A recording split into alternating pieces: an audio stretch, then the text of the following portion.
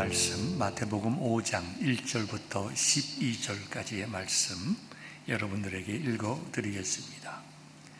예수께서 무리를 보시고 산에 올라가 앉으시니 제자들이 나아온지라. 입을 열어 가르쳐 이르시되 심령이 가난한 자는 복이 있나니 천국이 그들의 것이며 애통하는 자는 복이 있나니 그들이 위로를 받을 것이며 온유한 자는 복이 있나니 그들이 땅을 기업으로 받을 것이며 의에 줄이고 목마른 자는 복이 있나니 그들이 배부를 것이며 긍휼히 여기는 자는 복이 있나니 그들이 긍휼히 여김을 받을 것이며 마음이 청결한 자는 복이 있나니 그들이 하나님을 볼 것이며 화평하게 하는 자는 복이 있나니 그들이 하나님의 아들이라 일컬음을 받을 것이며 의를 위하여 박해를 받는 자는 복이 있나니 천국이 그들의 것임이라.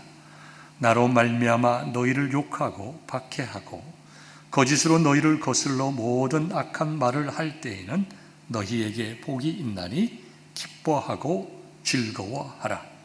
하늘에서 너희의 상이 큼이라. 너희 전에 있던 선지자들도 이같이 박해하였느니라. 우리 주님의 말씀입니다. 마태복음 5장, 6장, 7장 예수님께서 산에 올라서 앉으시고 제자들에게 말씀을 전하신 산상수훈의 말씀입니다. 우리들에게 참 익숙하고 아름다운 내용의 말씀이죠. 하나님을 믿는 사람이 어떻게 살아야 할 것인가에 대한 기본적인 크리스천 에틱스, 기독교 윤리에 관한 말씀이지만 이 기독교 윤리에 관한 말씀, 즉 그리스도인들은 세상에서 어떻게 살아야 하는가, 이 말씀은 무엇을 전제하고 있는가 하면 너희는 택하심 받은 하나님의 백성이요 나의 제자이다, 이 말씀을 전제로 하고 있는 것입니다. 예수님의 제자가 아닌 자들에게 예수님의 제자의 삶을 가르치는 것이 무슨 의미가 있겠으며 하나님의 백성이 아닌 자들에게 하나님 나라의 삶을 가르치는 것이 그들이 어떻게 받아들일 수 있겠습니까? 저는 오늘 이 말씀을 묵상하면서 5장 1절의 말씀을 다시 한번 생각하고자 합니다. 예수께서 무리를 보시고 산에 올라가 앉으시니 제자들이 나아온지라. 우리 지난 시간에 말씀을 나눈 것과 같이 예수님께서 많은 일들을 하셨습니다. 마태복음 4장 23절부터 25절까지의 말씀을 보면 예수님께서 여러 갈릴리 지방을 다니시면서 회당에서 가르치시고 전국 복음을 전파하시면서 백성 중에 모든 병과 약한 것들을 고치셨습니다. 얼마나 놀라운 일을 하셨습니까? 그 소문이 퍼졌습니다. 많은 사람들이 예수님 앞에 나오지만 주로 병든 자들이 많이 나왔습니다. 예수님께서 그들을 긍휼히 여기시고 고쳐주셨다. 그들의 마음과 육신의 아픔을 아시고 그들을 불쌍히 여기시고 고쳐주셨다. 예수님 앞으로 나오는 자들을 외면하지 않으시고 고쳐주셨다. 참 저는 은혜를 많이 받았습니다. 제가 젊었을 때는 아프지 않으니까 그게 그렇게 뭐 중요한가, 열심히 살다가 주님 부르시면 내가 가면 됐지. 그러나 나이가 들면서 몸이 한두 군데 아프기 시작하면 그것이 우리의 삶에 얼마나 무거운 짐인가 현실적으로 그거 구체적으로 깨닫고 느끼게 되면서 참 인간의 육신의 아픔과 질병이라고 하는 것이 얼마나 큰 일인가, 우리 예수님께서 그것을 아시고 불쌍히 여겨주셨다. 여러분들도 육신의 질병과 아픔들이 예수 그리스도의 은혜로 치유함 받기를 원합니다. 예배를 통하여 치유함을 받고 기도함을 통하여 치유함을 받고 하나님의 능력의 말씀을 통하여 치유함을 받기를 원합니다. 그것이 주님께서 여러분들을 향하여 베풀어 주시고자 하는 크신 은혜요 긍휼하십니다. 그러나 그것이 예수님 사역의 전부가 아니라고 말씀을 드렸습니다. 예수님께서 이 땅에 오셔서 가르치시고자 하는 천국 복음, 하나님의 나라, 어떻게 하나님의 나라에 들어갈 수 있는가에 대한 핵심 가치를 예수님의 제자들에게 가르치시기를 원했습니다. 그래서 예수님께서 무리를 떠나서 산에 올라가 앉으시고 예수님 앞으로 나오는 제자들에게 천국 복음의 말씀을 가르치셨습니다. 그것이 곧 산상수훈, 우리가 어떻게 하나님의 백성이 되고 하나님의 백성들은 어떻게 살아야 하는가에 대한 예수님의 첫 번째 오피셜 렉처가 바로 저희들이 말씀을 나눈 마태복음 5장부터 7장까지 시작되는 말씀입니다.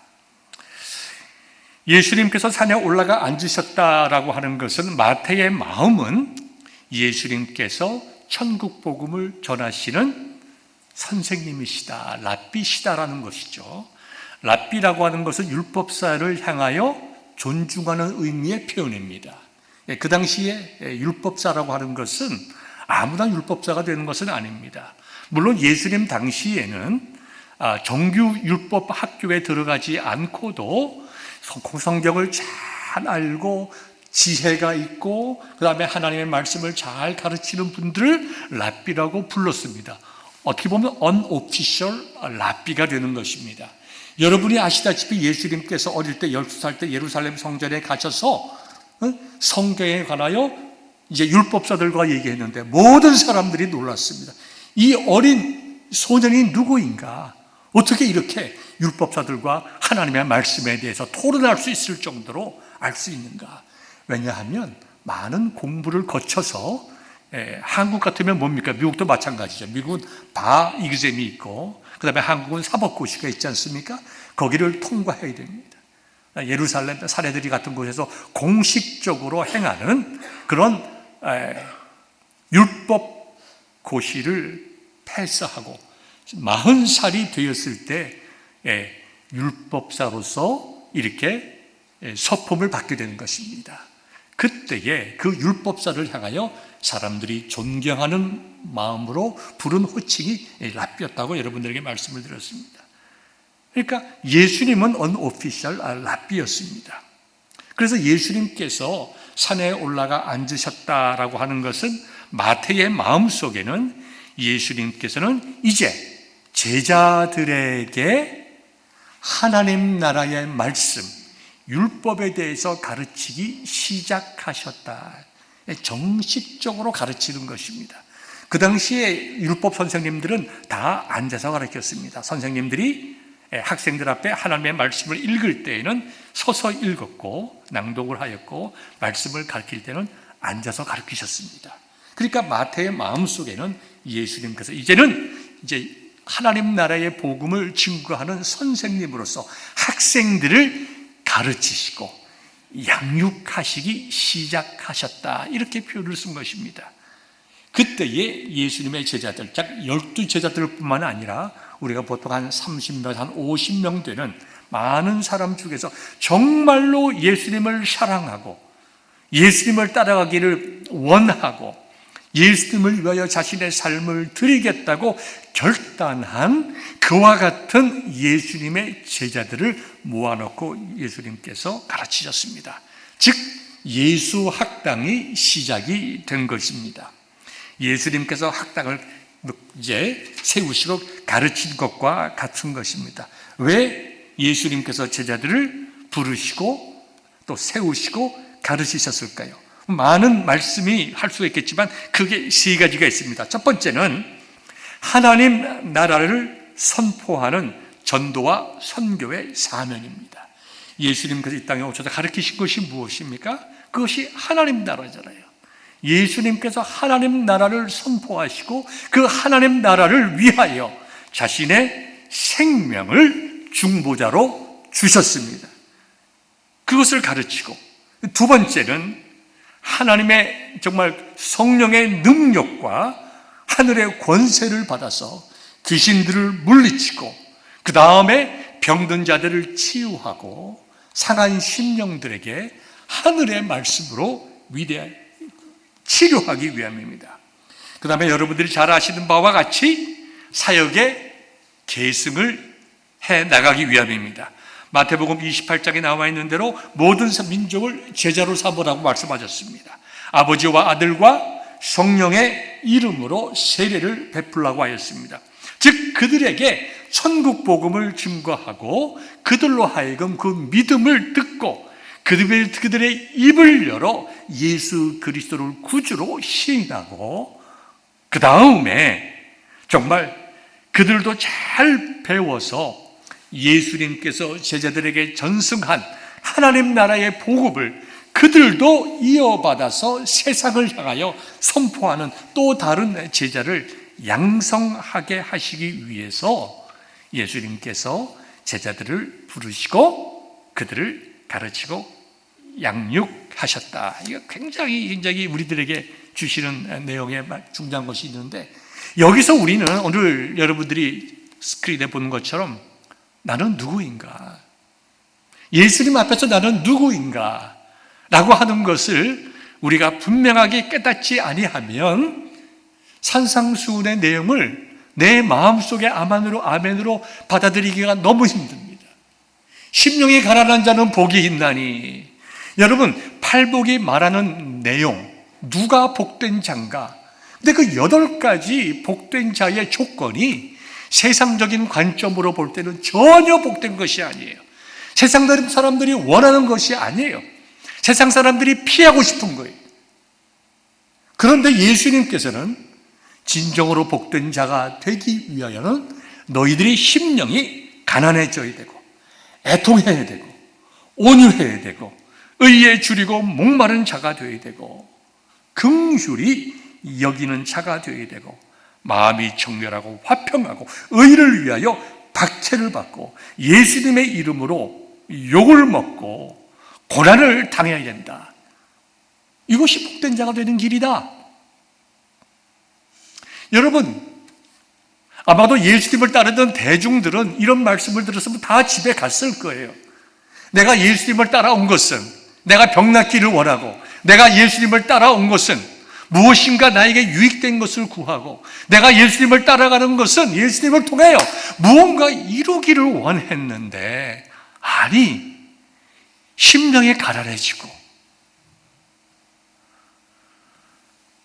박해를 받아야 되고 고난을 당해야 되고 세상에 그러려면 내가 뭐하러 예수님을 따라다닐, 그럴 필요가 없다고 아마 다 집에 갔을 거예요. 예수님께서는 그렇기 때문에 많은 대중에게 초점을 맞추고 그들의 관심과 그것을 보고 즐거워하지 아니하시고 소수였지만 하나님 나라의 핵심 가치, 정말로 추구해야 될 핵심 가치, 우리가 무엇을 위하여 살아야 되고 무엇을 통하여 삶의 의미를 누리고 우리가 무엇을 통하여 참 기쁨과 행복을 누려야 될 것인가, 그것을 말씀하시고 가르치시기를 원하셨습니다. 여러분, 우리가 구속사적으로 볼 때 지난 시간에 말씀 나눈 것처럼 구약의 마지막은 하나님의 진노의 심판과 저주였습니다. 그리고 예수님께서 공식적인 가르침은 하나님 나라의 복의 선포요 구원의 메시지였습니다. 이 430년간의 긴 시간을 뛰어넘는 하나님의 구원의 경륜을 볼 때에 저와 여러분들이 이 동일한 말씀을 들으면서 그 당시에 예수님 앞에 서서 그 말씀을 믿음으로 아멘하던 그 제자의 모습으로 우리가 돌아가야 이 팔복의 말씀, 산상수훈의 말씀, 넓게 보면 하나님의 말씀이 오늘을 살아가는 우리의 말씀이 되는 것입니다. 그래서 하나님의 말씀 앞에서 나는 누구인가 우리가 분명히 깨달아야 됩니다. 여러분, 우리가 학교에 가면 다 모범생만 있는 건 아닙니다. 여러분 다 기억하시죠? 학교 가면 이렇게 문자도 많습니다. 이렇게 정말 선생님 말씀 잘 듣고 공부도 잘 열심히 하고 모범적인 학생이 있는가 하면 학교 다니 고등학교든지 초등학교든지 아주 말썽꾼들이 있습니다. 저는 여학생들은 안 그런 줄 알았어요. 남학생들만 그렇게 말썽 부리고 그랬는데 들어보니까 여학생들도 똑같았다고 그래요. 별별 학생들이 다 있다는 거예요. 그러나 여러 가지 학생들이 있지만 그들의 신분이 뭡니까? 어느 고등학교 몇 학년 몇 반 누구 그죠? 그들의 신분이 분명히 있는 것입니다. 마찬가지로 저와 여러분들이 예수님 학당에 와 있는 학생들이에요. 여러분이 뭐라고요? 봉숭아 학당이 아니에요. 여러분들은 예수 학당에 와 있는 학생들이고 예수님을 따라가는 제자라는 것입니다. 예수님을 따라가는 제자. 그런데 예수님께서 선택하셨습니다. 여러 사람들 가운데 정말 열심히 살고 예수님을 따라올 수 있는 자들 12사람을 선택을 하셨습니다. 그들이 내가 제자가 되고 싶습니다. 그래서 제자 된 것이 아니라 예수님께서 예수님의 뜻 가운데 12명을 선택을 하셨습니다. 좀 넓게 보면 예수님을 따르는 무리들 가운데서 예수님과 예수님의 12제자를 섬기고 또 돌보고 필요한 것을 채워줄 수 있는 그러한 정말 복음을 위하여 헌신된 자들을 예수님께서 선택하셨습니다. 여러분, 이 선택이라고 하는 것은 뭘까요? 전적으로 하나님의 은혜입니다. 전적으로 예수님의 뜻에 좌우되는 예수님의 특별한 은혜였다는 것입니다. 그러므로 저와 여러분들도 예수님의 학당에 와 있다고 하는 것은 예수님의 은혜로 이 지금 하나님의 말씀, 천국 복음을 배우고 있는 것입니다. 여기는 학비도 없습니다. 무슨 시험도 없습니다. 하나님께서 선택하시고 예수님께서 불러주셔서 무료로 하나님의 학당, 우리가 예수님의 학당에 와 있는데요, 우리가 이 학당을 졸업하기만 하면, 우리가 잘 견디고 졸업하기만 하면 우리는 놀라운 하나님의 은혜와 복 가운데로 들어가게 되는 것입니다. 그런데 이 공부하는 기간 동안에는 여러 가지 일들이 많이 있습니다. 예수님의 제자들도 마찬가지였어요. 우리가 고등학교를 다닐 때, 중학교를 다닐 때 별별 학생들이 정말 많이 있었던 것처럼, 그러나 그 아이들도, 우리의 고등학교, 중학교 동창들도 다 이제 커서 가정을 이루고 사회에 한 유익한 일들을 해 나가는 것처럼 예수님의 제자들 가운데서라도 여러 가지 다른 사람들이 모여서 여러 가지 다른 목적과 이유들 가운데 예수님을 따랐지만 그들에게는 공통점이 하나 있었다는 것입니다. 그것은 예수님을 신뢰하고 사랑한다는 거예요. 어느 정도냐 하면 예수님께서, 이건 성경에 나오는 이야기는 아닙니다. 예수님께서 제자들과 함께 길을 가시는데 제자들이 투덜댑니다. 예수님 배고파요, 힘들어요, 지쳤습니다. 그러냐? 그럼 너희들이 다 주위에 있는 돌을 하나씩 다 들어라. 그리고 산 위로 올라가자. 아니 힘들어 죽겠는데 왜 예수님께서 우리 보고 산에 가자고 하나? 다리에 힘도 빠지는데 돌까지 들고 가라고 하나? 사람들이 적당한 고를 도릅니다. 요만한씩 돌을 들어서 흔들면서 올라가기 시작합니다. 그러나 베드로도 처음엔 그렇게 들고 가다가 아니지, 예수님께서 돌을 들고 오라고 했으니까 이왕이면 큰 돌을 들고 올라가야지. 돌을, 이만한 돌을 가지고 낑낑대면서 올라갑니다. 이제 그걸 바라보면서 계산에 밝은 가룟 유다가 생각합니다. 예수님께서 돌을 들고 오라고 했지 큰 돌을 들고 오라고 했나? 역시 정말 무식한 베드로답다. 나는 예수님 말씀도 순종하지만 나는 작은 돌, 편리하게 요만한 돌 들고 가야 되겠다. 그리고 그 돌 하나 주워가지고 조그만 돌을 호주머니에 집어넣고 랄랄루라 노래 부르고 꼭대기까지 올라갔습니다. 다 헉헉대고 올라간 다음에 얘들아 둥글게 앉아라. 둥글게 앉았습니다. 다 너희들이 가지고 온 돌들 다 끄집어내라. 끄집어냈습니다. 예수님께서 축사하시면서 이 제자들이 들고 온 돌이 변하여 떡덩이가 될지어다. 그들이 떡이 됐어요. 베드로는 큰 떡을 배불리 먹었지만 요만한 돌을 들고 온 사람들은 요만한 떡 보고 배고팠고, 그 다음에 가룟 유다처럼 요만한 공깃돌 같은 걸 들고 온 사람은 입에 털어버리니까 입안에 녹고 말았다는 것입니다. 동일한 하나님의 말씀을 들어도, 동일한 예수님의 말씀을 들어도 그것을 자기의 삶 속에 적용하고 받아들이고 하는 내용들 다 달랐다는 것입니다. 그렇게 다른 제자들이었지만 그들이 예수님을 사랑하고 신뢰하면서 끝까지 정말 주님을 사랑하는 마음을 가지고 있었을 때에 놀라운 일이 일어났죠. 그들은 수많은 실수를 했습니다. 예수님 앞에서 누가 크냐 서로 다투기까지 했습니다. 예수님이 어려움을 당할 때 다 도망가기까지 했어요. 어찌할 바를 몰랐습니다. 예수님께서 그들에게 부활하신 후에 그들의 부활된 몸을 보였음에도 불구하고 예수님께서 그들과 함께 계시지 않자 어찌할 바를 몰라서 고기 잡으러 간 사람들도 있었고 다 불불이 흩어졌습니다. 그래도 그들의 마음속에 주님에 대한 사랑과 신뢰하는 마음이 있었을 때에 그들은 다시 모이게 되고 함께 기도하게 되고 성령의 능력을 받았습니다.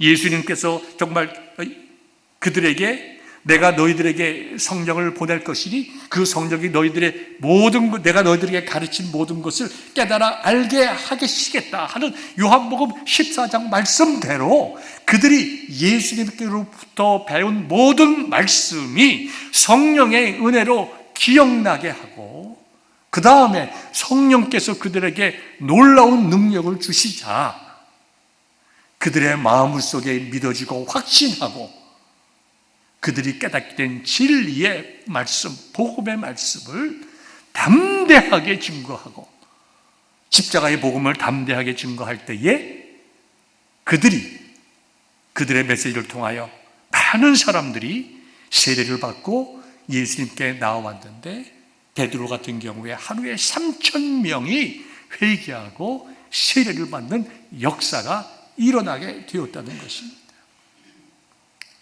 그들은 연약했고 실수했고 실패했고 도망갔고 주신 말씀도 제대로 깨닫지 못했습니다. 예수님께서 예수님은 직접적으로 정말 기숙사에 들어가서 먹고 마시는 것과 같이 함께하고 3년간 배웠는데도 불구하고 그들이 엉뚱한 생각과 엉뚱한 행동을 너무나 많이 했습니다. 그러나 그들의 마음속에 주님을 사랑하고 섬기고 따라가고자 하는 마음이 있을 때에 우리 주님께서 때가 되매 그들의 강한 점을 의지하지 않게 하시고 내가 열심히 배워서 이만큼 한다 그렇게 하지 아니하시고 내가 정말 예수님으로부터 3년간 배웠지만 내 모습이 예수님 앞에서 정말 부끄러울 만큼 무능한 사람이다. 무능력한 사람이다. 철저하게 나는 내 선생님 예수님 앞에서 무능한 사람이며 제자라고 이야기할 수도 없고 내가 예수님을 사랑한다고 고백할 수도 없는 상황까지 떨어진 후에 예수님께서 그들에게 정말 놀라운 은혜를 주사 그들로 하여금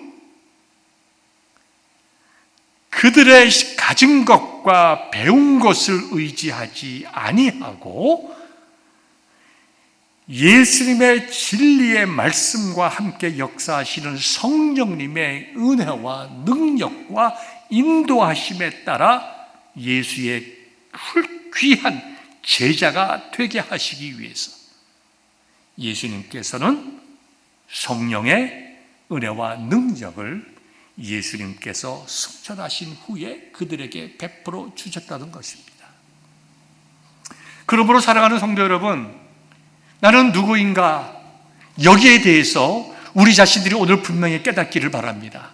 여러분들이 예수님을 사랑하는 마음이 있으면 여러분들은 예수님의 제자들입니다. 예수님의 제자화. 그건 젊은 사람들이 하는 것이지. 내가 제자 훈련반도 아직 들어가 보지도 않고 내가 아직까지 성경도 잘 모르는데 내가 무슨 예수님의 제자인가? 여러분, 예수님께서 그 제자를 부르실 때에 의미 없이 부른 것이 아니라고 말씀을 드렸죠.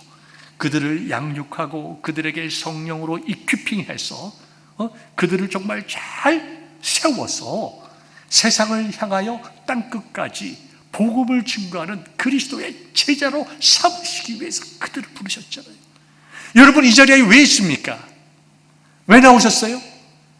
오늘 친교 당번이나 오셨습니까? 권사님이 자꾸 오라고 그러니까 오셨습니까? 오늘 여기 안 나오면 또 목사님이 귀찮게 전화할 테니까 그래서 오셨습니까? 아닙니다. 여러분들이 그런 마음이 스쳐 지나갔다 하더라도 근본적으로 여러분의 마음속에 하나님께서, 성령께서 우리 주 예수 그리스도의 십자가의 은혜로 나로 하여금 이 자리에 나와서 하나님께 예배 드리게 하셨다. 여러분 그렇게 믿지 않습니까? 여러분 그렇게 믿는 사람들이에요. 여러분들이 정말 내가 이 자리에 있다고 하는 것을 분명히 그 이유가 무엇인지 안다면, 그리고 그것이 하나님에 대한 사랑이며 주님을 따라가기 위한 마음이며 내 마음속에 부족하고 흠이 많고 다른 사람이 알까봐 두려운 그러한 죄가 있다 하더라도 내가 살 길은 주님 앞에 나가는 것밖에 없다. 주님의 은혜를 붙잡기 위하여 이 자리에 나왔다면 여러분은 누구라고요? 여러분들은 제자들입니다. 베델교회 교인을 뛰어넘어서 예수 그리스도의 선택받은 제자라는 것입니다. 여기에 대한 이해와 감사가 있어야 여러분들이 하늘에서 선포되는 그 말씀을 아멘으로 듣게 되는 것입니다. 두 번째로, 여러분들은 예수님의 제자일 뿐만 아니라 나는 예수님으로부터 훈련과 양육과 파송이 필요한 제자이다. 이 점을 오늘 꼭 기억할 수 있기를 바랍니다.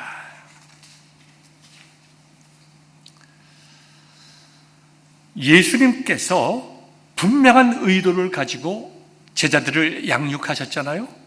여러분들에게도 마찬가지입니다. 여러분들에게 교회에 나와서 예배당에 모여서 함께 하나님께 예배를 드립니다. 그 예배를 통하여 하나님을 경배하고 그 예배를 통하여 우리가 하나님 앞에서의 부족한 것들을 깨닫게 됩니다. 그리고 그 예배를 통하여 내가 하나님과 사람 앞에 어떤 존재인가를 깨닫고 회개하고, 또 그 예배를 통하여 말씀을 듣고 그 말씀을 통하여 내가 어떻게 살아가야 될 것인가에 대한 방향성을 새롭게 잡게 되고, 내가 어떤 가치를 목표로 살아가야 될 것인가, 그리고 예배를 통하여 성령께서 주시는 위로와 은혜를 받고 능력받아 세상에 나가서 능력 있는 그리스도인의 삶을 살게 되는 것입니다. 세상에 파송받는, 행동하는 그리스도인이 될 수 있는 것입니다. 그러므로 여러분들이 나는 예수님의 제자이므로 나는 훈련받아야 된다. 나는 훈련받아야 된다.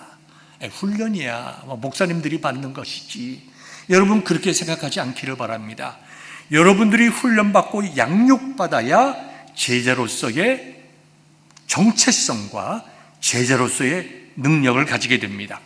우리가 지난주에도 말씀을 좀 나눴지만 교인 성도들 가운데, 교회 나오시는 분들 가운데 내가 제자라는 개념도 없을 뿐만 아니라 내가 구원받은 자인가 이렇게 확신이 없는 분들이 많이 있습니다. 여러분 이렇게 말씀 나눠보면 글쎄요, 언제는 내가 구원받은 자답고 언제는 아닌 것 같고, 목사님의 말씀이 코에 걸면 코걸이, 귀에 걸면 귀걸이 이렇게도 말씀하시고 저렇게도 말씀하시는데 내가 구원받은 자 같고, 어떤 날은 마음이 좋아서 기분이 좋아서 저 구원받고 하늘나라 갈 것 같은데, 어떨 때는 내가 지치고 힘들 때는 내가 글쎄요. 우리 교회 안에, 일반적으로 교회 안에 여러분이 다 그렇다는 것이 아니라 그런 분들이 있을 수 있습니다. 여러분, 그러나 여러분들이 분명히 깨닫기 바랍니다. 여러분이 구원받은 자에 대한 확신이 없으면 제자로서의 훈련을 받을 수가 없어요. 그런데요, 성경은 우리에게 굉장히 특별히 신약에 보면 두 가지 중요한 위로의 말씀이 있습니다. 예수님께서 말씀하시기를 여자로부터 태어난 자 중에서 제일 뛰어난 자를 누구라고 얘기를 했죠? 세례 요한이라고 말씀을 했습니다. 그런데 그 세례 요한이 자신이 어려움 속에 있을 때, 자기가 감옥에서 이제 죽을 수밖에 없는 상황 속에 있을 때 자기의 마음이 흔들리는 거예요. 난 분명히 예수님께서 나의 사촌, 예수님이 정말 성령께서 나에게 외치게 하셨는데 세상 죄를 지고 가는 하나님의 어린 양이라고 말씀했는데 우리를 위하여 오신 메시아임을 내가 선포했는데 어찌 그분이 나를 구해주지 않는가? 마음이 흔들렸습니다. 마태복음 11장 2절에서 보면 요한이 옥에서 제자들을 예수님께 보냅니다. 그 예수님께 묻게 해요. 뭘 물었냐 하면 오실 그 이가, 즉 우리가 기다리던 메시아가 바로 예수님 당신입니까? 혹시 아니면 우리가 다른 사람을 기다려야 하겠습니까? 무슨 말이에요? 세례 요한조차도 자기의 삶이 힘들고 지치니까 메시아의 개념이 오늘을 살아가는 내 삶에서 자유케 하는, 그죠? 마치 병든 자들이 정말 나의 구원이라고 하는 것은 오늘을 살아가는 나에게 주어진 하나님의 구원이라고 하는 것은 나의 병으로부터 자유케 되는 것이다. 우리가 충분히 이해가 되지 않아요? 그와 같은 마음으로 자기의 병고침, 죽음의 문제, 인생의 중요한 문제가 해결받지 못할 때에 예수님에 대한 구원의 개념이 흔들렸다는 것입니다. 그렇지 않기를 바라지만 우리의 신앙적인 삶 속에서 그럴 때가 우리들에게 올 수 있다는 것입니다. 그러므로 우리는 우리 자신들이 그런 어려움 속에 흔들릴 때에 우리의 감정에 얽매이지 말고 내가 정말 예수님을 믿고 사랑하는 마음이 있다고 하면 나는 주의 택하신 자녀요, 정말 부르심을 받은 자이다. 주님, 저의 믿음 없음을 불쌍히 여겨주시고, 자, 믿음 없음을 불쌍히 여겨주십시오라고 하는 그 마음이 뭡니까? 예수님께서 나에게 믿음을 강화시켜 주시고 은혜를 베풀어 주시어서 구원의 확신을 가지게 하여 주옵소서, 그 말이잖아요. 그와 같은 예수님 앞에서의 구원의 확신을 나의 느낌이나 감정이나 상황이 아니라 약속의 말씀을 붙잡고 구원의 확신 속에 서 있는 제자가 되기를 바랍니다. 저와 여러분들은 다 제자예요. 구원의 확신이 필요합니다. 우리에게 반드시 있어야 돼요. 그래야 우리는 하나님의 말씀을 깊이 있게 깨닫게 되는 것입니다. 요한일서 5장 13절부터 15절을 보면 사도 요한이 정말 아비의 마음으로 주님의 교회의 성도들에게 말씀하잖아요.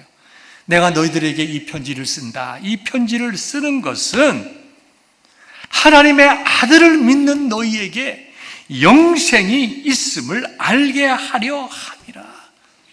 예수님을 믿지만 구원의 확신을 갖지 못하는 분들이 그 당시에도 있었다는 거예요.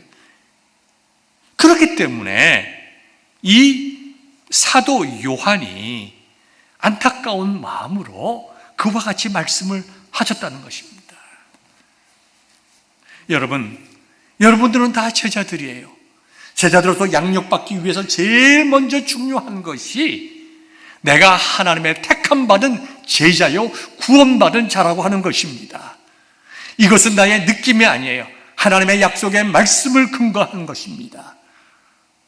주는 그리스도시요 살아계신 하나님의 아들이시며 나를 위하여 생명 주신 나의 구원자이심을 내가 믿고 고백할 때에 우리는 이미 사망에서 생명으로 옮겨졌고 사망의 권세하에서 하나님의 은혜의 자리에 옮겨졌고 사탄의 사슬에서 풀어졌어. 이제는 성령 안에서 자유함을 누리게 되는 하나님 나라의 백성이 되었다는 것입니다. 그리고 두 번째 뭡니까? 바로 성령께서 우리들의 마음속에 역사하여 주심으로 우리는 제자로서 구원의 확신을 가질 수가 있습니다. 여러분, 우리가 사도행전 5장을 보면 아나니아와 삽비라가 나옵니다. 자기의 재산을 팔았어요. 놀라운 일이죠. 재산을 팔은 재산을 팔아서 반은 자기가 가지고 있고 반은 교회에 헌금을 했습니다. 그리고 그는 벌 받아 죽었습니다. 세상에 이런 일이 어디 있습니까? 그런데요, 헌금을 다 안 하고 숨겼기 때문이 아니라 베드로는 아나니아에게 이렇게 얘기를 했어요. 어떻게 너의 마음에 사탄이 그득하냐? 여러분, 사탄이 하는 일이 뭘까요? 교회를 무너뜨리는 일이에요. 하나님의 백성들로 하여금 낭망하고 실망하고 구원의 확실에서 멀어지게 하고 자꾸 흔들어서 무능력한 제자로 만드는 것이 사탄이 하는 일이에요. 그렇기 때문에 사탄이 그득하다는 말은 뭐예요? 그가 교회 속에 들어왔지만, 예루살렘 교회의 구성원이었지만, 그는 많은 헌금도 했지만 그의 마음의 중심 속에는 주님의 몸된 교회를 살리고 부흥시키고 하는 것이 아니라 사탄의 꼬임에 빠져서 거짓 선생들과 같이 교회를 무너뜨리기 위하여 예루살렘 교회에 들어갔다는 것입니다. 그런데 여러분들의 마음속에 지금 한 분이라도 교회를 무너뜨리기 위해서 이 아침에 예배에 오신 분 있습니까? 아마 아무도 없죠. 여러분이 교회 나오시는 목적이 교회를 망가뜨리고 성도들을 시험 들게 하고 교회가 정말 사라지게 하고 정말 나눠지게 하는 그런 일을 하기 위해서 이 자리에 있습니까? 그러면 그건 마귀의 자식이죠. 사탄의 자식이죠. 그런 것이 아니라 하나님을 사랑하고 예배드림이 마땅함을 알아서 이 자리에 나왔다면, 그것이 성령께서 주시는 마음이라면, 여러분이 성령께서 왜 그런 마음 주셨겠어요? 여러분들이 하나님의 택하신 백성이요, 구원받은 하나님의 자녀들이며 선택받은 예수님의 제자라는 것, 이걸 분명히 여러분들이 깨달아야 한다는 것입니다. 그래야 여러분들은 훈련을 받을 수 있는데요, 그와 같은 구원받은 자이며 하나님께서 나를 부르셔서 양육하시고 세상을 향하여 빛과 소금의 역할을 하게 하시고 예수 그리스도의 십자가의 복음을 증거하게 하시기 위하여 나를 이 시간 부르셨다.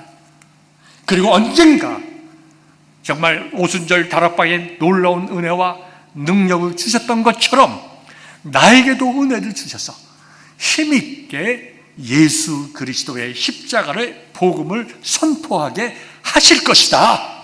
여기에 대한 소망을 가지고 여러분들이 훈련받으시기 바랍니다. 여러분들이 양육받으시길 바라고 복음 전도와 선교에 관심을 가지셔야 됩니다. 그래야 여러분들이 복된 삶을 살아가게 되는 거예요. 여러분, 설교처의 말씀을 드린 것대로 팔복을 생각해 보십시오. 8가지 복은 이와 같은 내가 누구인가, 내가 예수님의 제자라고 하는 것, 왜 내가 제자의 교육을 받는가에 대한 깨달음이 없으면 마태복음의 8복은 나에게 전혀 상관없는 말씀입니다. 세상 사람들과 동일한 목적과 관심과 그다음에 삶의 의미와 가치를 둔다고 하면 8복은 100번을 들어도 여러분들에게 아무런 의미가 없다는 것입니다. 오늘 첫 번째 복의 말씀을 잠시 볼까요? 심령이 가난한 자는 복이 있나니 천국이 그들의 것이며 그랬습니다. 이 8복이라고 하는 것은 각각 다 이렇게 독립된 것이 아니라 8개의 복이 서로 연결되어 있습니다. 심령이 가난한 자는 애통하게 됩니다. 애통하게 되면은 예수님과 사람 앞에 하나님과 사람 앞에 진실로 온유하게 됩니다. 이렇게 심령이 가난하고 애통하며 온유한 자들이 추구하는 것이 바로 하나님 나라의 의가 되는 것입니다. 하나님 나라의 의를 구하는 자의 마음의 상태가 청결해지는 것이고, 그것이 외적으로 드러났을 때에 다른 사람을 긍휼히 여기고 피스메이커가 되는 것입니다. 이처럼 팔복의 삶을 가지고 제자의 삶을 살아나갈 때에 세상은 핍박할 수밖에 없어요. 너무나 다르니까, 자기들의 삶을 부정하니까, 자신들의 삶이라고 하는 것이 하나님 앞에서 얼마나 무가치하고 무의미한가를 선포하기 때문에 세상은 팔복에 사는 삶을 살아가는 자들을 핍박할 수밖에 없다는 것입니다. 심령이 가난하다고 하는 것은 내가 하나님 앞에서 참으로 죽을 수밖에 없는 죄인임을 고백하는 자입니다. 내가 아무것도 아니다. 예수님을 믿지 않는 랍비들도 기도할 때 이렇게 기도하는 습관들이 있었습니다. 나는 하나님 앞에서 아무것도 아닙니다. I am nothing. I am nothing. I am nothing at all before God. 나는 하나님 앞에서 아무 가치가 없습니다. 하나님의 놀라운 말씀 앞에 섰을 때에, 하나님의 놀라운 구원의 그 놀라움 속에 우리가 서 있을 때에, 그리고 진리와의 말씀, 거룩한 하나님 말씀에 서 있을 때에 우리는 아무 가치가 없음을 고백합니다. 이것이 유대교의 바른 랍비의 모습이었어요. 그래서 그들은 하나님 앞에 기도할 때에 영으로 얘기하면 쉽죠. I am nothing, I am nothing, I am nothing at all before you, before my Lord. 그럼 우리가 이 말씀을 예수 믿는 우리들이 볼 때, 여러분, 예수님께서 나를 위하여 생명까지 주셨어요. 그 생명 주신 예수님 앞에서 내가 지금 어디에 서 있는가, 무엇을 하고 있는가, 무엇을 향하여 걸어가고 있는가를 우리의 양심이 본다면 우리는 정말 하나님 앞에서 아무것도 아니에요. 그럼 우리는 무엇을 바라보게 됩니까? 내가 아무 존재, 무가치한 존재, 내가 스스로 하나님 앞에서 의롭다함을 누릴 수 없으며 하나님 나라에 들어갈 수 없는 존재임을 깨닫게 될 때에 우리가 바라는 게 뭐예요? 하나님께서 베풀어 주시는 긍휼하심이죠. 불쌍히 여겨주심이죠. 도와주심이죠. 구원해 주심이죠. 그렇기 때문에 우리의 구원의 조건이라고 하는 것은 우리의 심령이 가난해짐으로 내가 하나님 앞에서 죄인임을 깨닫는 것으로부터 시작하게 된다는 것입니다. 여러분, 제자들이 이 말씀을 들을 때에 얼마나 그때 그 말씀을 깨달았는지 모르겠어요. 그러나 마태가 자기가 처음으로 이 말씀을 들은 40년 뒤에 이 말씀을 들을 때는 이 말씀이 무슨 말씀인지 정말 뼈저리도록 자기의 마음속에 깨달으면서 들었을 거예요. 그리고 2000년이 지났습니다. 하나님께서 저와 여러분들을 제자로 불러주시고 말씀을 선포해 주십니다. 심령이 가난한 자는 복이 있나니 천국이 너희들의 것입니다 할 때에 정말 하나님 앞에서 부르심의 의미, 내가 어떤 존재인지를 깨닫는 그 깨달음, 그럼에도 불구하고 나를 불쌍히 여기시고 불러주시고 제자로 삼아주신 그 예수님의 그 깊은 긍휼하신 마음을 깨달을 때에 하나님, 주님, 내가 죄인입니다. 내가 죄인입니다. 실질적으로 내 심령이 가난한 자가 되는 것이고, 심령이 가난한 자가 복이 있다라는 말씀이 무엇인 줄 아는 것이고, 정말로 내가 복받아서 하나님의 구원하신 불쌍히 여기시고 내 죄를 덮어주시는, 그래서 내가 하나님 나라의 백성이 되고 하나님 안에서 자유함을 누리게 되었다는 것을 깨닫게 되는 것 아닙니까? 이것이 깨달아져야 제자로서의 삶이 되는 것이고, 예수님께서 제자를 부르신 너희가 땅 끝까지 이르러 참된 복음을 증거하라고 하는 그 말씀을 수행할 수 있게 되는 것입니다. 여러분, 이제 말씀을 정리하면서 마치겠습니다. 여러분들이 이러한 복된 삶을 누리기를 바랍니다. 제자라고 하는 것은 이런 삶을 누리는 자들이에요.